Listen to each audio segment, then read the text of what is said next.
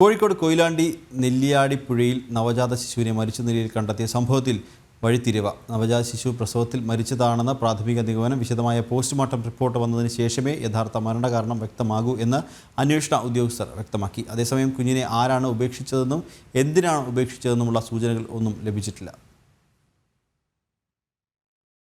ഇക്കഴിഞ്ഞ ഡിസംബർ മാസം 10-ാം തീയതിയാണ് നെല്ലിയാടിപ്പുഴയിൽ നവജാത ശിശുവിന്റെ മൃതദേഹം കണ്ടെത്തിയത്.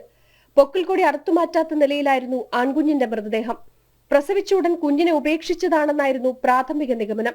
കുഞ്ഞു പ്രസവത്തിൽ തന്നെ മരിച്ചതാകാമെന്നാണ് പോസ്റ്റ്മോർട്ടം നടത്തിയ ഡോക്ടർമാരുടെ മൊഴി. എന്നാൽ വിശദമായ പോസ്റ്റ്മോർട്ടം റിപ്പോർട്ട് വന്നാൽ മാത്രമേ യഥാർത്ഥ മരണകാരണം വ്യക്തമാകൂ. പ്രസവിച്ച ഉടൻ മരിച്ചതാണെങ്കിൽ കുഞ്ഞിനെ ഉപേക്ഷിക്കാനുണ്ടായ സാഹചര്യം എന്താണെന്ന് കൂടി അന്വേഷണ സംഘം പരിശോധിക്കുന്നുണ്ട്. അതേസമയം സംഭവത്തിൽ പ്രദേശത്തെ CCTV ദൃശ്യങ്ങൾ പരിശോധിച്ചതിൽ നിന്ന് പ്രതികളിലേക്കെത്തുന്ന സൂചനകളൊന്നും അന്വേഷണ സംഘത്തിന് ലഭിച്ചിട്ടില്ല. പ്രദേശത്തെക്കുറിച്ച് കൃത്യമായി ധാരണയുള്ളവരാണ് കുഞ്ഞിനെ ഉപേക്ഷിച്ചതിന് പിന്നിലെന്നും ഉടൻ പ്രതികളിലേക്ക് എത്തിച്ചേരുമെന്നും അന്വേഷണ സംഘം വ്യക്തമാക്കി. ജനം, കോഴിക്കോട്.